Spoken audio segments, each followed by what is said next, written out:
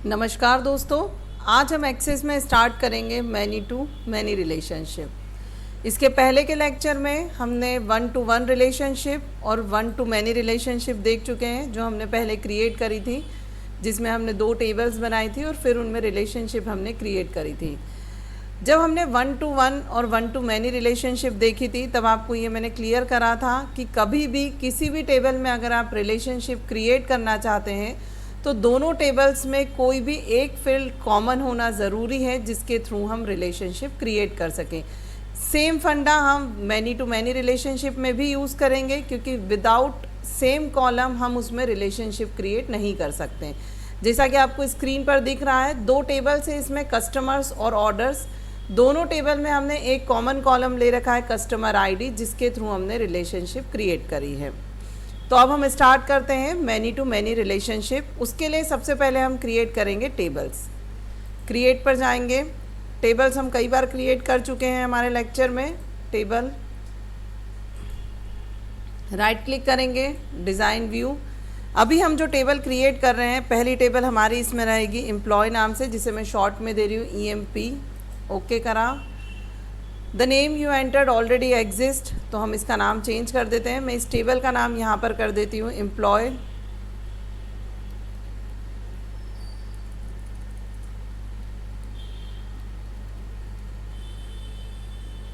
Okay करा। सबसे पहला कॉलम हम इसमें लेंगे EMP ID, एम्प्लॉय का ID, जिसे हम ऑटो नंबर रखेंगे। ऑटो नंबर नहीं तो हम इसे नंबर भी कर सकते हैं, ताकि हम अपने अकॉर्डिंग इसमें एंट्री कर सकें। मैं इसे चेंज करके कर रही हूँ यहाँ पे नंबर। अगला कॉलम हम इसमें लेंगे EMP नेम, जो आपके एम्प्लॉय का नेम रहेगा। हम इस टेबल में कम कॉलम्स लेंगे, क्योंकि हम रिलेशनशिप क्रिएट कर रहे हैं। टेबल हम लोग पहले कई बार क्रिएट कर चुके हैं।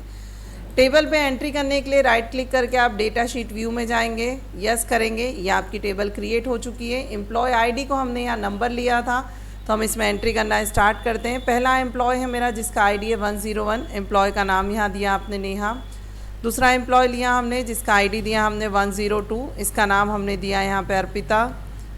तीसरा एम्प्लॉय लिया हमने, जिसका ID है 103, और इसका नाम दिया हमने यहाँ पे राहुल।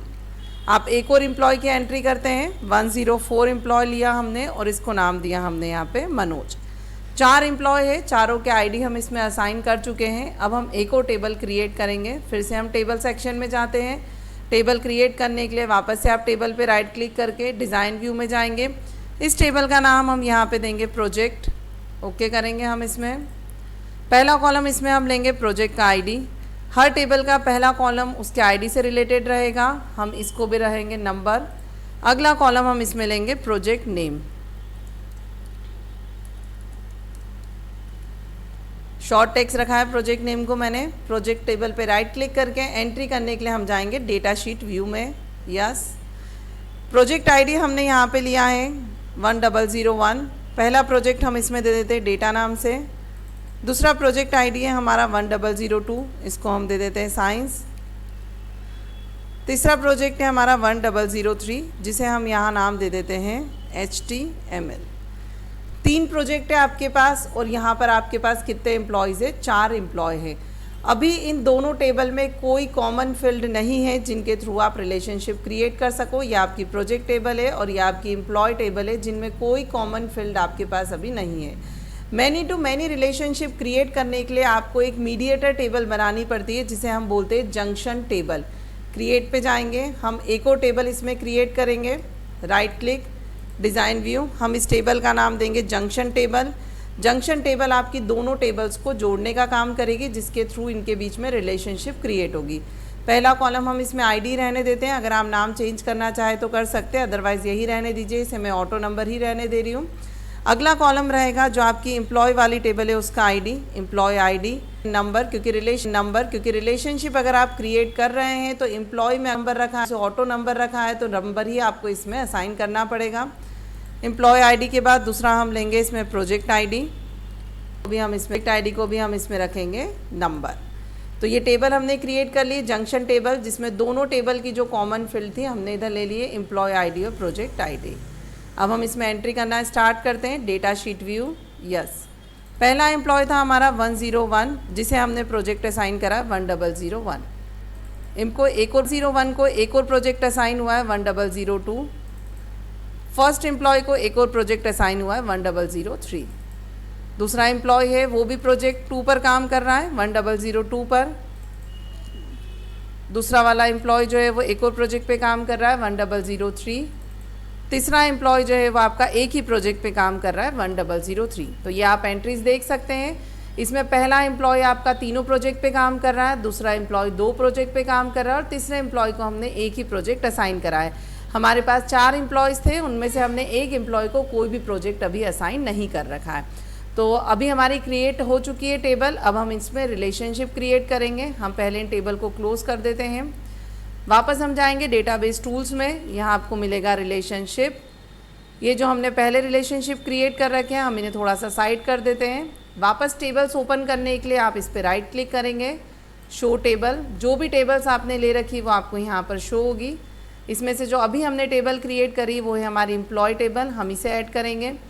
दूसरी है हमारी प्रोजेक्ट टेबल और तीसरी टेबल जो हमने ली है वो है आपकी जंक्शन टेबल, जो इन दोनों टेबल्स के बीच में रिलेशनशिप क्रिएट करने का काम करेगी।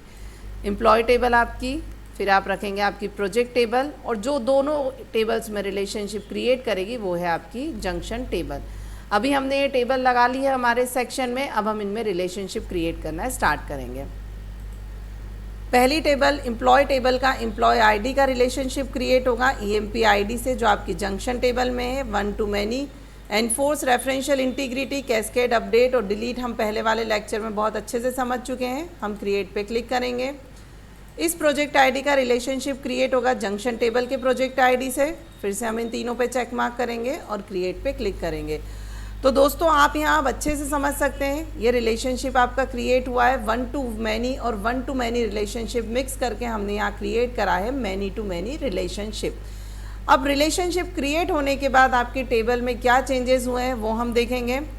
अभी हमारी जो टेबल थी एम्प्लॉय वाली टेबल थी, आप इसमें देखेंगे प्लस का सिंबल लग गया है। जब हम इसे एक्सपांड करेंगे, इस पर हमने क्लिक करा, नेहा है वो 3 प्रोजेक्ट पे काम कर रही है, अर्पिता एम्प्लॉय 2 प्रोजेक्ट पे काम कर रही है, राहुल एम्प्लॉय जो है वो एक ही प्रोजेक्ट पे काम कर रहा है और मनोज को अभी कोई भी प्रोजेक्ट असाइन नहीं किया गया है। ये आपकी टेबल में आप एंट्री अच्छे से देख सकते हैं।